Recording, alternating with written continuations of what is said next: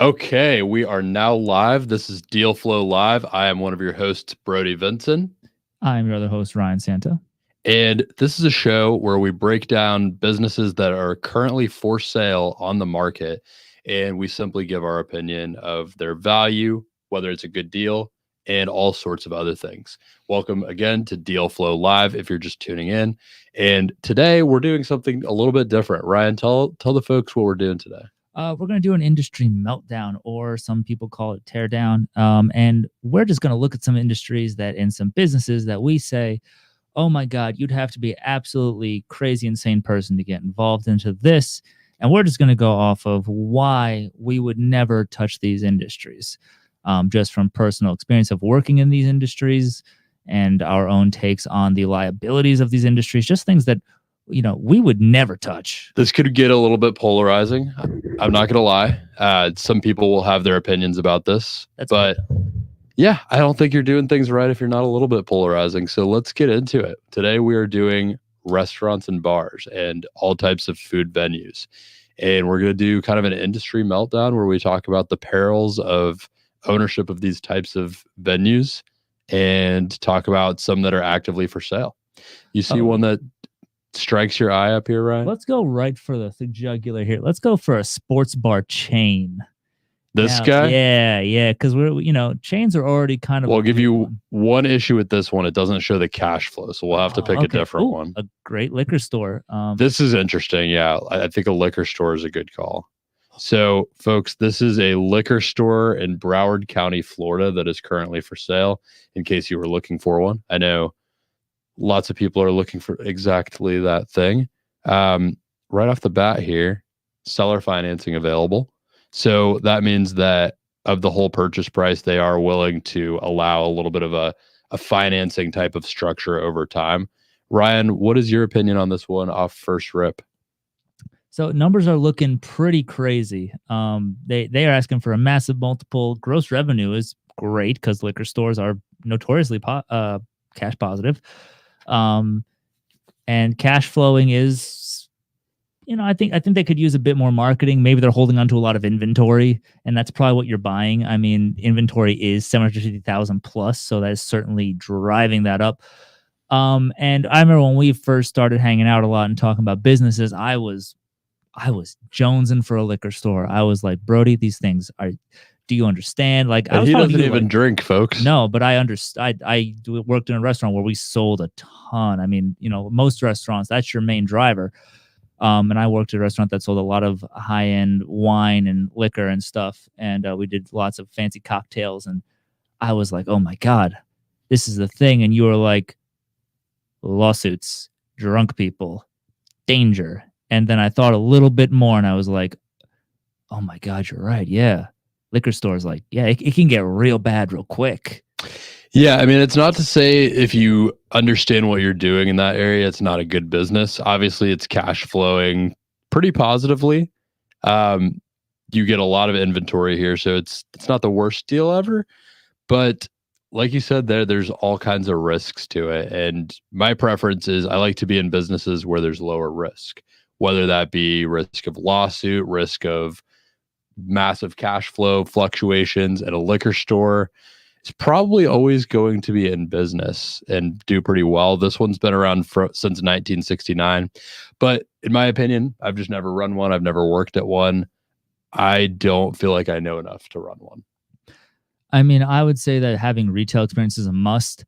This is an industry and specifically a business where I would not touch this if I hadn't had liquor store experience to the nth degree, or was looking to expand my own liquor stores, plural. Like, you should probably own more than one before you start, branching out into like other areas like this. And also something you need to consider is location. Just because you're in a nice county doesn't mean you're in the nicest part of the county. So those types of things can drastically affect a whole lot of factors, not least of which is insurance. I'm sure there is a hefty insurance that goes along with this business to cover all the liquor, any sort of other expenses. I mean, business insurance on this thing has to be pretty substantial. I would think so too. But let's take a look at what's going on inside the business and see what we think after that. It's profitable with a growing future. They're always going to say that, of course. Of course, you Yeah. got to get it through some of the niceties here.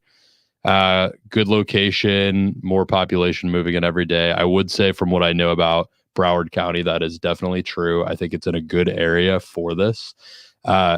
One thing I will say is that they've got a pretty solid employee base. They've got 15 employees, so it seems like it's pretty established.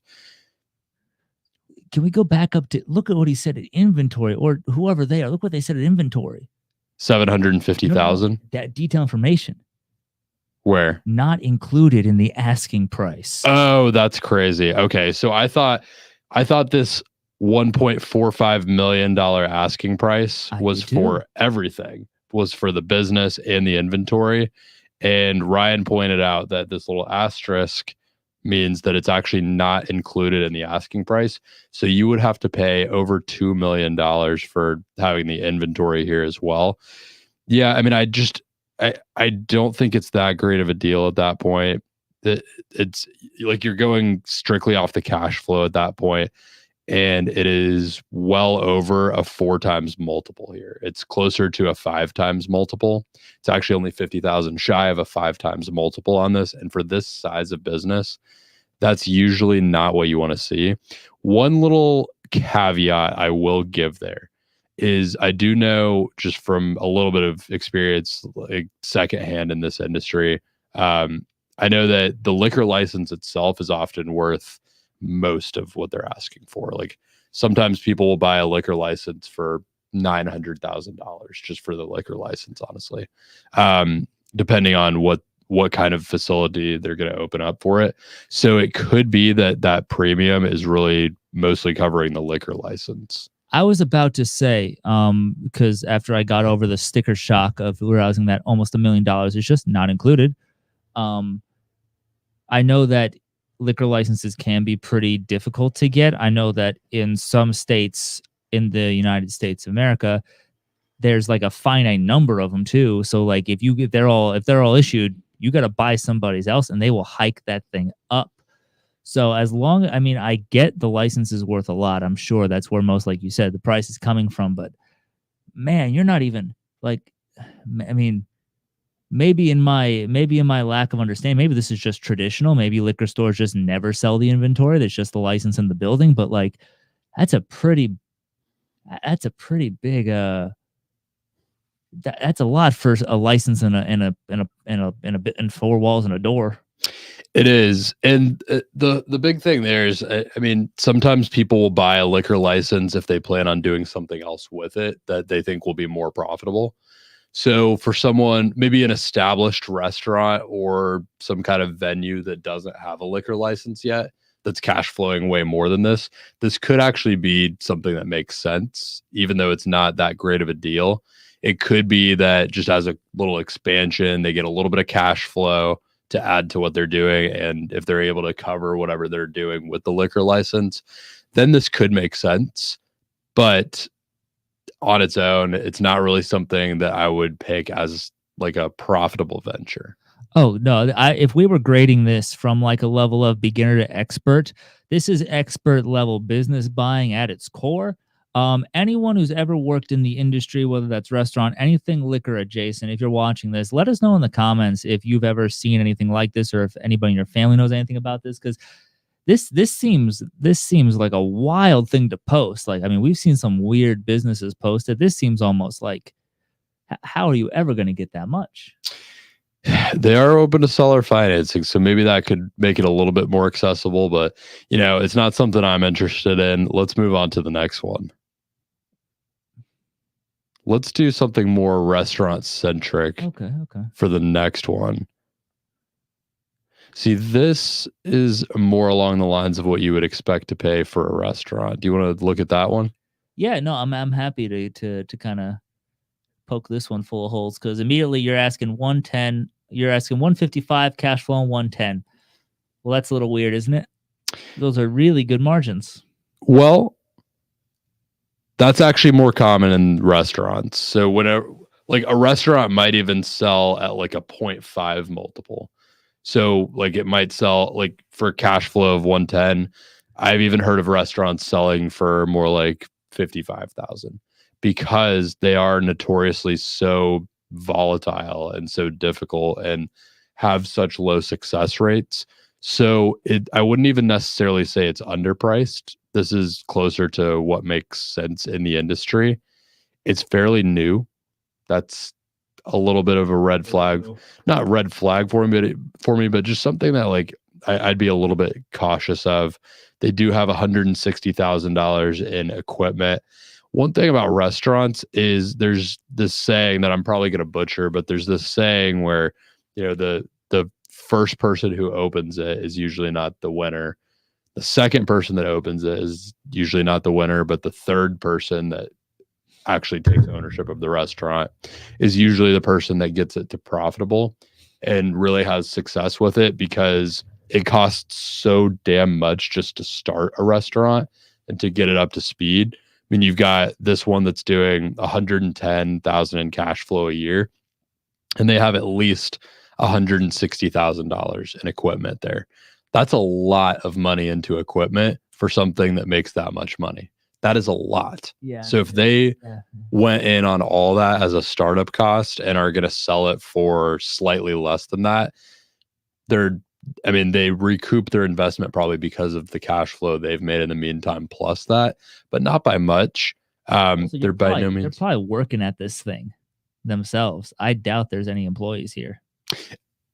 We'll see. There are 3 employees.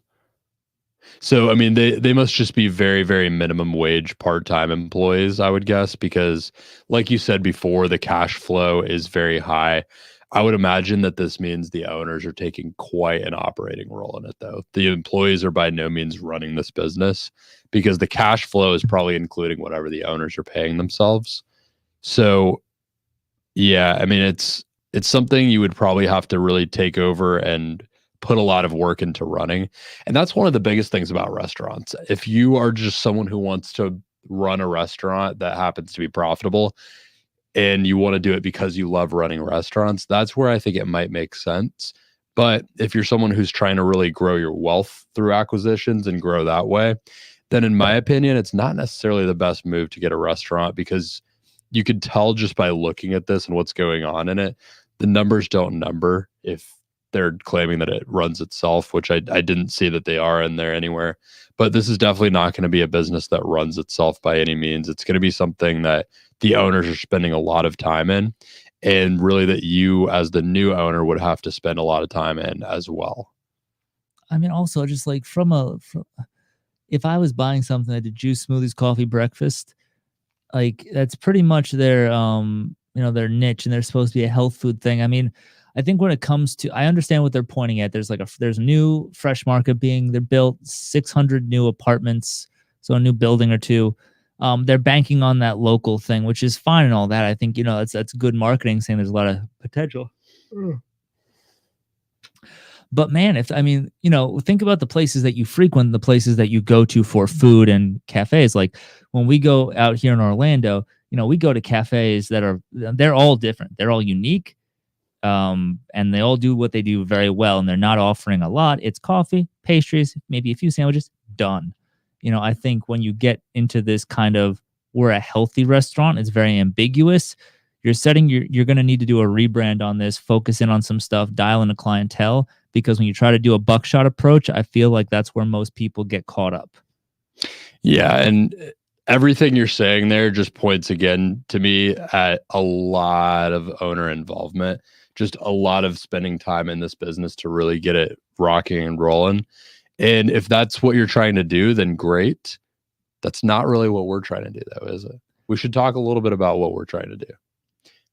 We are trying to buy a business that we can really put someone good in place to run, or that already kind of has people running a lot of the operations, so that we still have time in our day to then do other things, maybe buy other businesses, maybe do higher level growth things for that business. So a restaurant makes that very difficult. So I think that's a really big thing to consider here, is if you are trying to really grow and maybe run a couple different businesses or do something big, a restaurant might not be the best move. No, and I think anyone who tells you that a restaurant Anyone who tries to pass off a restaurant as fully functional without the owner has never, is either lying or is trying to find people who have never worked or been in restaurants at all. Because anyone who knows that, yeah, there's a couple people, maybe there's some management that doesn't show up, but if they just never can, they show up from time to time. But when they're not there, it's a lot more difficult because there's so many different things in place that they have to deal with that only they can deal with. So you're buying a job in this situation, and we like to focus more on buying businesses, not jobs. We like to work around the business, not in the business, and that's always our goal with these. And anything that's a space like this where people come in, they order things, they're maybe spending a lot of time in it, they just take a lot more to run. Oh, what's up, Nick, by the way? Good to see you. Glad you're joining. Glad to see you're free. Grant says, well said, Ryan. Why don't you elaborate on that a little bit more? Oh, what I just said? Yep, got that. Okay, I had to remember it. Sorry, a little slow today. Yeah, no, see, like, I feel that my experience, and you've also worked in food service, we all know how much work that takes, and we all know how much everybody has to go together. Even people who are running the place need to be there from time to time. And it doesn't matter how good the staff is, how good the managers are, how good the chef team is. You will need to be in there because things will happen that only you can deal with. You're the owner, you're the face. Not every business has that though. And when things go wrong in a restaurant, there's a lot of it can cascade very quickly. If I don't know, let's say an HVAC, if something happens on an HVAC call, another HVAC technician can go out there and deal with it. In some cases, maybe the owner will go out there because they want to and do it, but most of the time, the HVAC is a contained system. Everybody can help everybody out. If an order gets messed up, the chef isn't here because he's out sick. The sous chef is there and he doesn't know how the procedure works. You're coming in from an hour away in traffic. You're getting 3 different calls. Oh God, a party of 42 just canceled. Now they refuse to pay You're the person who, at the end of the day, it's going to stop with you. Nobody else is going to be getting that much money to where they're going to be compensated to deal with it. And if you try to push it on them, they will just quit. It's a very intensive industry, and when done well, it's passionate, it's fun, and there's a lot of great people in there, but you need to be in it. You cannot be out of it. And it's in depth. Meanwhile, there are like home services industries specifically. We love those. You work with your team, but they're the product. They go out, they do it, they come back. If something happens, you can always find somebody to go out and do it. Maybe you have to make some emails and calls, but you're not intensively in it as much as this industry specifically. And I think it's very important that people who are debating this understand that you're buying a new job, not a business that you can eventually phase yourself out of through time. Yeah, I would say the only thing I would add to what Ryan said, I think he was spot on the money there, is that's not necessarily the end of the world either. For someone who's really just passionate about food, about the restaurant space, or maybe has some kind of concept that they love. Maybe they know a restaurant owner who's trying to exit, who wants to sell the business, that doesn't want to run it anymore.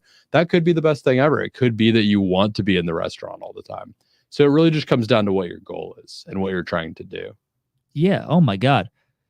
My time in restaurants was insanely fun. It was wild. I will probably never share most of the stories that happened while I was working in the industry. You have so many war stories from every industry. Wild stuff, man. But some of the best people and very great people. I think that if you want to do that and you're passionate about it, like if you're already somebody who spends all their time cooking and you're like, I want to do that, food trucks, mall pop-ups, restaurants, there's ways to get out there and do it. If you're more looking to build a business portfolio or to like get into something that you can eventually kind of run a bit more as a entity and not as the person, then excuse me, this isn't the line for you. And I feel like, have you seen The Bear?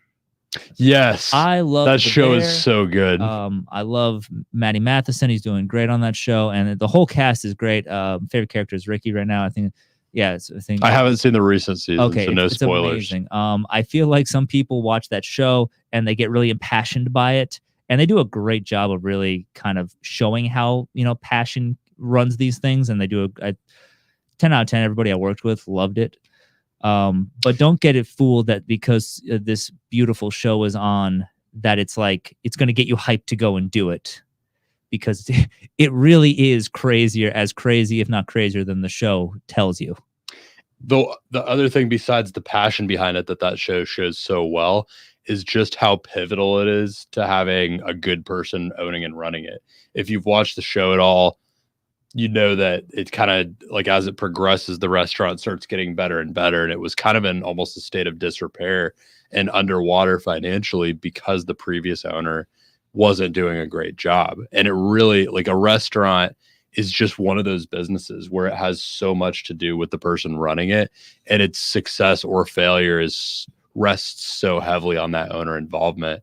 That show also shows that, like, very live time, that the new owner in the show basically makes it his blood, sweat, and tears, even to the detriment of his personal life. That is real. That's real. That's something to expect with restaurant ownership. Grant says, or they have immediate integrations, ... pool that restaurant into another group of restaurants. The team can take over easily. So I think what he's saying there is, like, this is one thing I was going to mention as maybe a caveat, is one place where restaurants do really have success is franchising. So if you have a very successful restaurant and you have everything kind of boiled down to a T and know exactly how to run it, and there's a big if you happen to be able to find someone else that is willing to take on that kind of ownership and really start one that way, and knows how to hire people well, it's a lot of ifs. But if you kind of package it that way, then that's one way to grow and really have multiple restaurants. But in my opinion, it's usually going to take having someone with some kind of ownership or skin in the game or stake in the game or real incentive to pour their blood, sweat, and tears into running it. Yeah. What's your experience having been more on the inside, though? Oh yeah, no. Shout out to Grant, friend of the show and friend of the crew here, and friend to all, of course.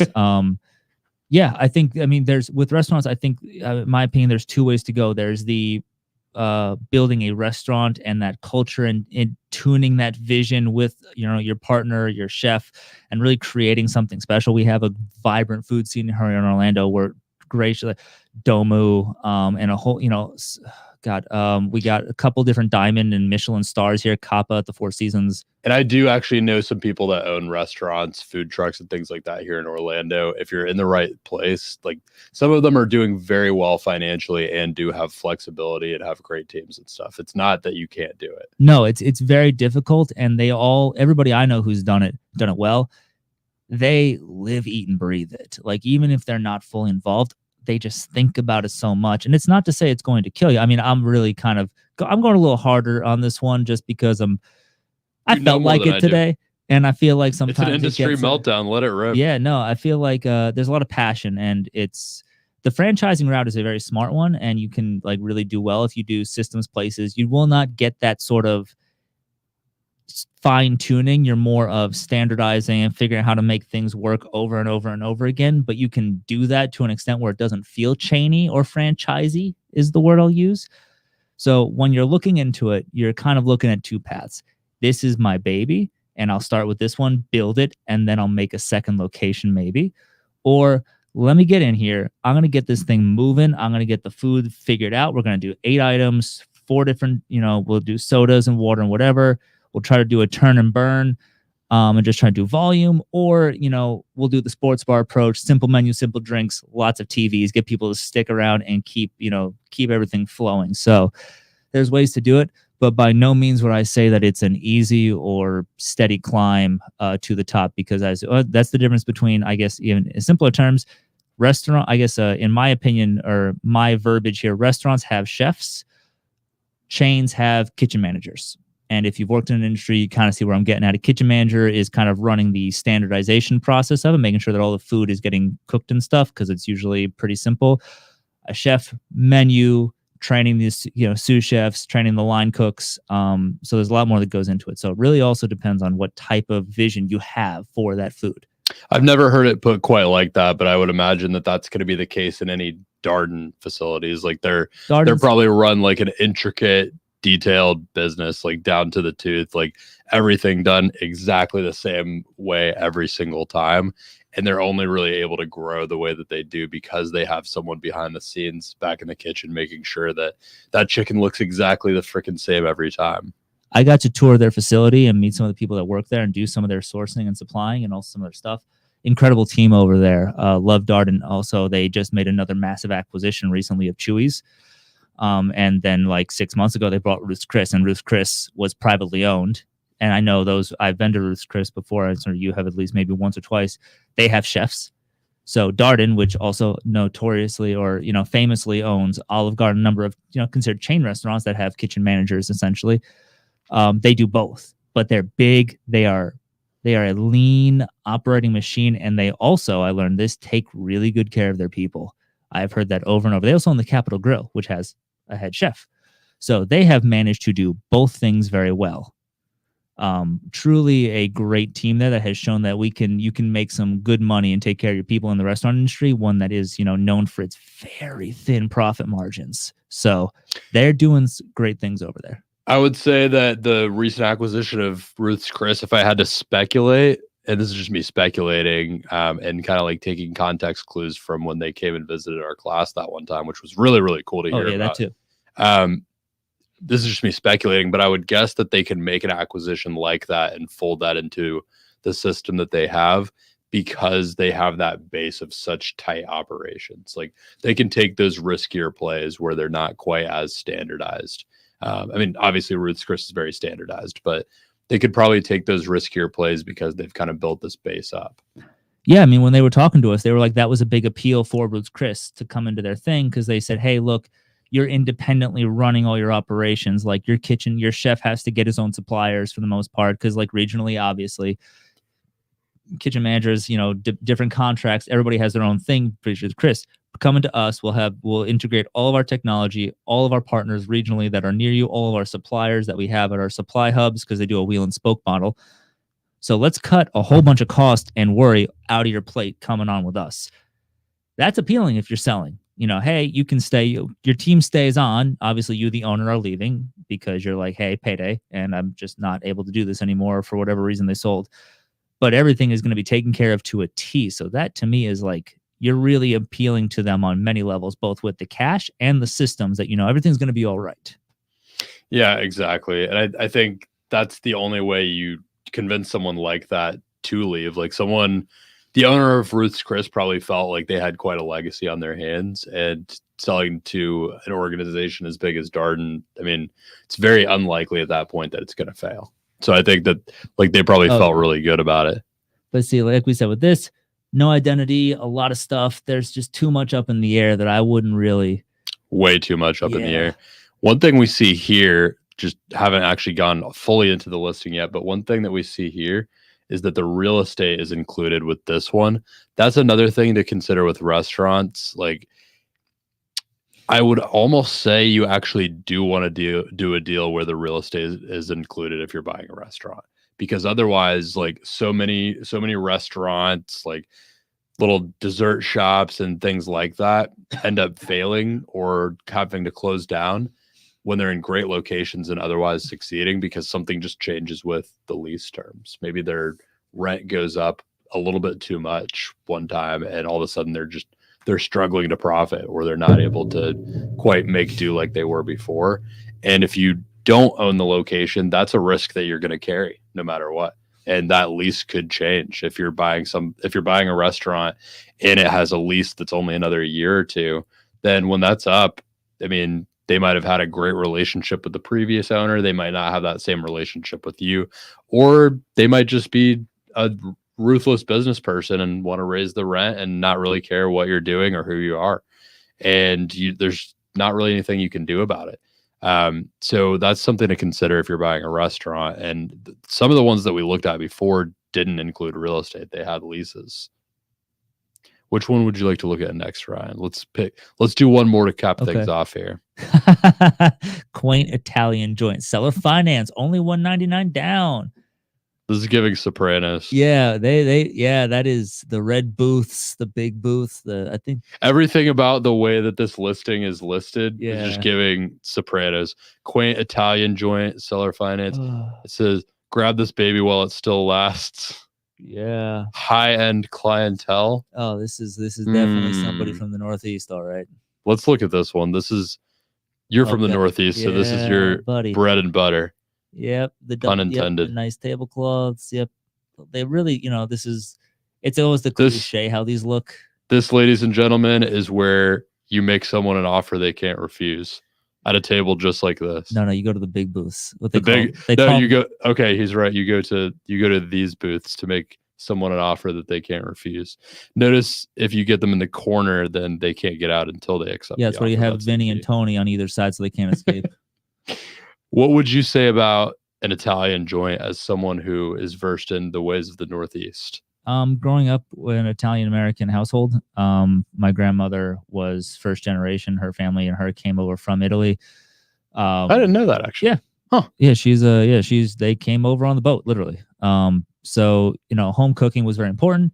And I think a lot of people who grew up with Italian relatives and Italian heritage understand how important it is to, cooking is in, the home, especially every holiday has it's a universally, I think many people in many cultures, when grandma says eat, you eat. And when you say you're full, you're going to keep eating because grandma made it. It's, it's one of those things where I feel like as a food, it is one of the most difficult ones, in my opinion, to get in the sense, because there's such a stigma of, oh, well, my grandmother or my mother's sauce is better, or gravy, wherever you're from. I mean, many cultures feel the same way about their regional foods, but I feel like the loudest, I feel like people who are from Italian households, we tend to complain the most about it. So I think it's one of those where you really want to understand what their clientele is like, what their area is like. Is there a lot of older people who moved down here from the Northeast? Do they have a huge are they doing anything? And thanks for the kind words, by the way, Katie. Hey, thank you, Katie. Let us know if you have any questions, by the way. For me, this would be something that if I was going to get into the restaurant industry, this would be what I go to, because I have recipes from my grandmother and her side of the family. So I would feel comfortable bringing those into a restaurant and changing some of the food items on there, because I would know these are really good. And I feel confident other people will like them as well. And Italian restaurants also have a very big kind of a atmosphere, as you can tell.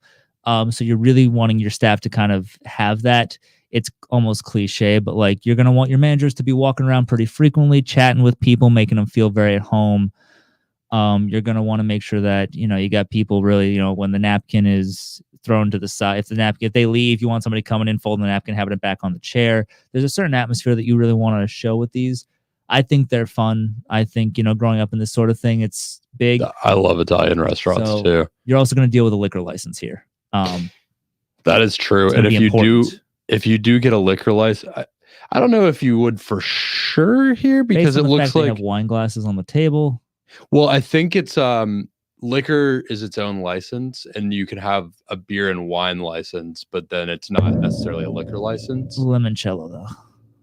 Yeah, if they have the limoncello, then they need the liquor license. So limoncello. I mean, it's not. It can't have been doing that well since 1985 if they don't have the limoncello. No. So it must be pretty. Oh, 1985. Okay, so I really like that.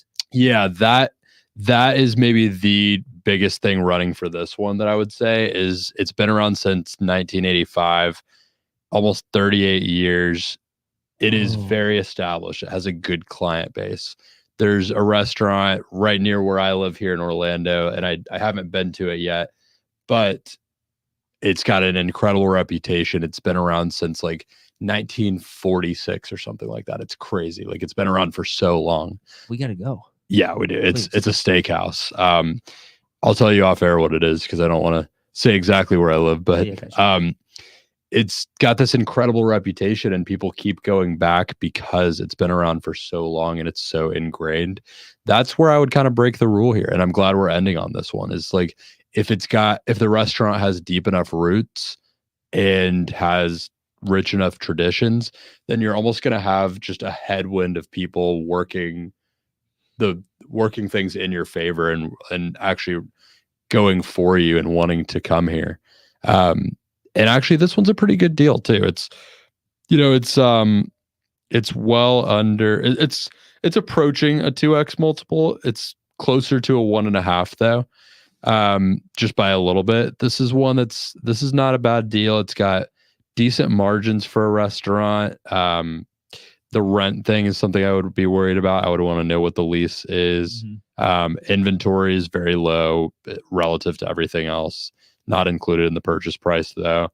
They don't actually mention the equipment and things like that. It sounds like that would just be included if I had to guess. This is one that actually would probably be a little bit better option. There's 8 employees. One thing I would want to know with this one in particular is how long have the employees been around? Have most of these 8 employees been around for a really long time, and do they plan on staying? Because that in and of itself is probably a really good extension of the culture here. And if a lot of that culture is staying on, then that's a pretty big deal. Yeah, my first concern is 8 employees. Okay. It's kind of low. Yeah. It seems like a small place. I'm not. Yeah. Again, I want to know size because 8 employees. Is that 8 waiters, 8 waitresses, eight staff, 8 kid? Like, what? That doesn't seem like a lot for a restaurant. Like, is doing decent numbers. So if it is a tiny restaurant, maybe there's maybe there's some part timers that just come in seasonally. One thing I saw in there was that it is a family. That answers my question. Same 8 employees for 10 to 20 years. So you would be buying a really strong culture with this. That's good. They have a check per person average that they can already tout. Good. Also known as plates. What are your average plate? If somebody says, hey, what's your plate? What's your average plate at this place? Worked at places that it was like 25 to 30. I've worked at places where it was an average of 130. Averaging. So pizza is only about 15% of the total sales. Good. Okay. So they do also a pizza service, which for Italian places is very important. You could add delivery. That could kind of open things up a little bit more. Restaurant is only open about 30 hours a week for dinner.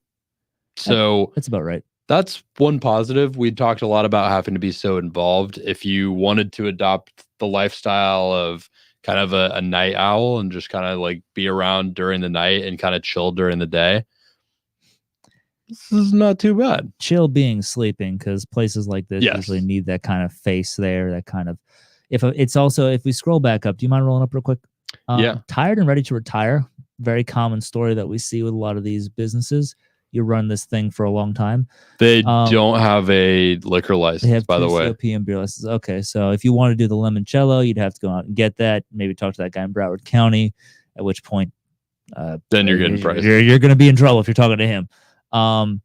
They keep pushing easy to manage and all this other stuff. I never believe that for a second, because nothing in life is easy to manage. Especially when you spell it capital EZY instead of. Maybe the owner wrote this and they just copied and pasted. He's just trying to get to sound cooler, which he doesn't need to. It sounds pretty cool. Cellar Starter. It's a family run restaurant, so I want to know how much family is involved in this restaurant still, how much family is staying on in this restaurant, and how much is the family involved with the community. Like, this is a place where everybody walks in and the owner's been there and everybody knows like Tony or John or whatever his name is, and he's not there anymore. You're going to want some help transitioning, maybe being there with him and him being like, this is the new guy. I trust him. He's going to take care of everybody. Don't worry about it. Because sometimes people, once new things happen, new things are scary.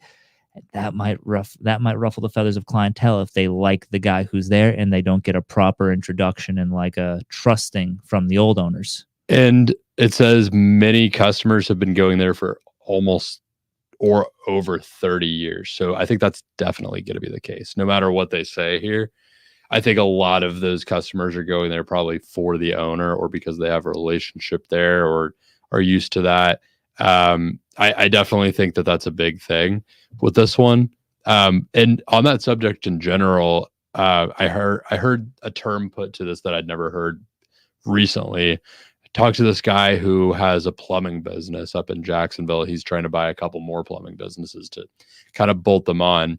And we were talking about integrating all the customers, and he called it doing a road show. I thought that was a really good way of putting it.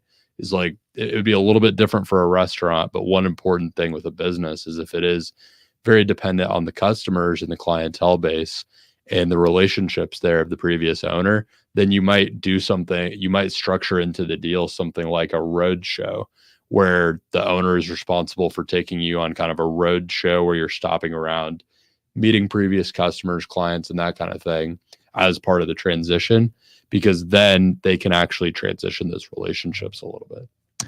Yeah, that's a great way to put it. I like that a lot. Especially with this is a relationship based industry, like heavy. If you don't like people and you don't like dealing with problems, this is not an industry where you can just say, "Hey, manager, go out and take care of that." "Hey, waiter, whose entire livelihood depends on tips, go out and take care of that."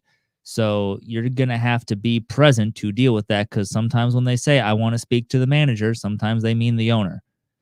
And you will get that. It doesn't matter how many years they've been coming there. At some point, you're going to have to walk out on that floor and you're going to have to deal with that. So, like we said, this is a business where you have to really want to be just fully into it. You got to love the idea of working in the evening, really being that guy in this industry, doing your thing.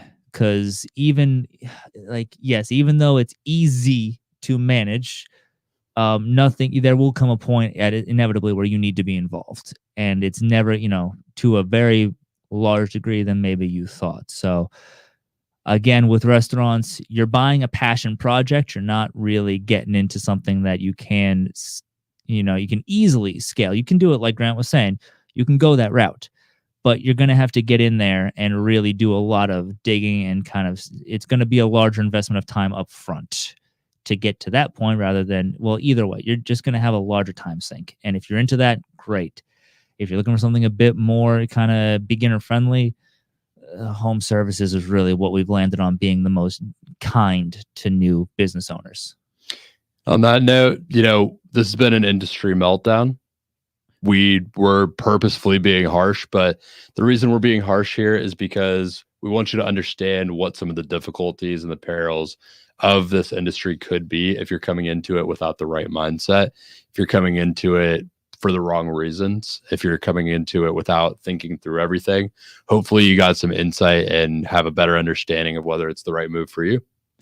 Yeah, last note, don't be bland. If you're getting into this industry, do not be bland. I mean, the health food one, I'm still on that one. I'm sorry.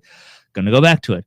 I would walk into that place and forget it existed, even if I lived across the street from it. There was nothing discerning about that. Like, if you're gonna go into an industry where you're serving people and being different, like, I'll shout out some places that I go. Shout out to Axiom Coffee. Shout out to Create, Create. You walk into that place, boom, you know where you are. You know where you're at, and you know what you're getting into. And it's a small menu for the most part. They have got coffee drinks, seasonal drinks, some nice local pastry items. Boom, done.